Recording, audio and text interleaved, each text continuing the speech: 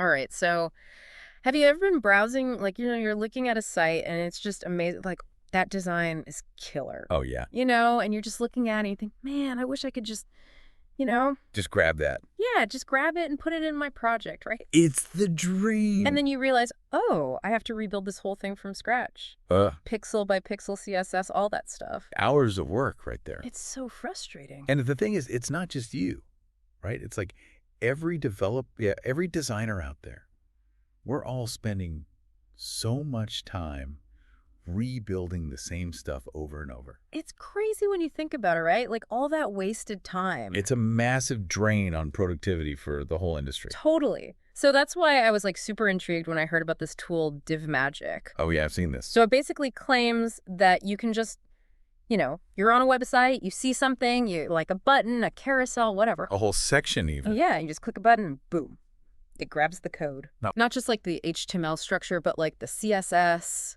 the whole shebang. Even the styles, all of them. Yeah, supposedly like pixel perfect code ready to drop into your project. And it works with like different frameworks, like if I'm using React or something. That's what they say. HTML, CSS, React, JSX, even Tailwind CSS. But hold on, it converts CSS to Tailwind too? But that's the claim. That's a game changer right there if it works. Right. So that's what we're going to dig into today. Does DivMagic live up to the hype? Is this really the time-saving holy grail for web devs? Because if it does, this changes everything. Absolutely. So for anyone out there who's ever spent way too long recreating a design element, Or trying to wrangle someone else's CSS. this one's for you. Let's see what this DivMagic thing is all about. Yeah, let's dive in. So, Okay. first things first, walk me through how this actually works. So basically, you've got the DivMagic extension installed in your browser. Okay, got it. You're on a website, you see something, you like maybe it's a really slick nav bar or like a cool image gallery, whatever Yeah. catches your eye. And you just click the DivMagic button. Like it highlights the element. Yeah, it kind of like selects it and then it supposedly captures everything. Everything. Like what about responsive design? Yeah, supposedly it grabs all the media queries, everything that makes it look the way it does across different screen sizes. And what about styles that are inside iframes? Those are usually a pain. From what I've read, they say it can handle iframes too. Wow, that's impressive. Okay. So it grabs the code and the styles, but then what? So then this is where it gets really interesting.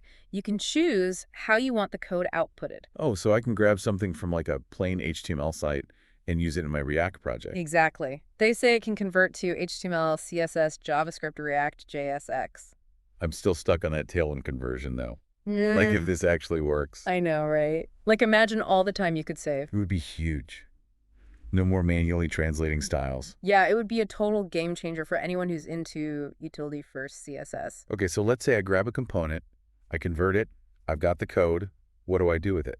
So that's where the DivMagic Studio integration comes in. Ah, okay, so there's more to it than just the extension. Yeah, the Studio is like a whole platform where you can manage all the components you've grabbed. So I can like organize them, save them for later. Exactly. You can edit them, tweak them, even convert them between different frameworks, all within the Studio. So it's like a library of reusable components. Yeah, basically. And they even say it integrates with your browser's DevTools. Wait, so I can use this without even leaving my DevTools? That's the idea. Like it's supposed to be super integrated with your existing workflow. Okay, now that's seamless. That's the kind of stuff that makes you actually use a tool. Totally. So to recap what we've got so far, one-click capture for any web element code and styles. Even iframes and media queries. Yep. Then you can convert that code to pretty much any format you need. HTML, CSS, JavaScript, React, JSX. And that magic CSS to Tailwind conversion. And it all ties into this DivMagic Studio where you can manage everything, edit, convert. It's a pretty compelling package so far. Right. Now, of course, we got to see what the real world says. What are people saying about this thing? So from what I could find, it's got an average rating of 4.4 stars Out of out of 5, and that's based on 35 reviews. 35 reviews. Okay, so it's not like a ton of feedback, but still, 4.4, that's pretty good. Yeah, it seems like people who are using it are generally happy with it, I mean, it's hard to argue with that many stars, right? right? And the other thing is it looks like they're offering a lifetime access deal through AppSumo. Oh, nice. So one payment and you're good to go. Yeah, and there's a 60-day money-back guarantee, too. So you can try it out risk-free, basically. Exactly. And they've Yeah. got different pricing tiers depending on how many codes or users you need. So it's flexible for like teams and agencies. Yeah, exactly. Now, one thing that came up in some of the user reviews was a question about updates. Oh yeah, updates are important. especially for a tool like this. Totally. So back in March of 2025, someone asked about it. What do they say? Well, they were saying that it had been a while since the last major release. That's never a good sign. Yeah, but DivMagic actually responded directly to the comment. Oh, really? That's good to see. Yeah, and they said that they're continuously updating the tool and that they just launched a Gutenberg integration for WordPress. Oh, nice. So it works with Gutenberg now. Yeah, and they also said that they're working on integrating AI features. AI features? Like what? They didn't go into specifics, but they said it would be for both the extension and the studio. Okay, so they're actively developing it. That's reassuring. And they said to expect a new version in the next few weeks.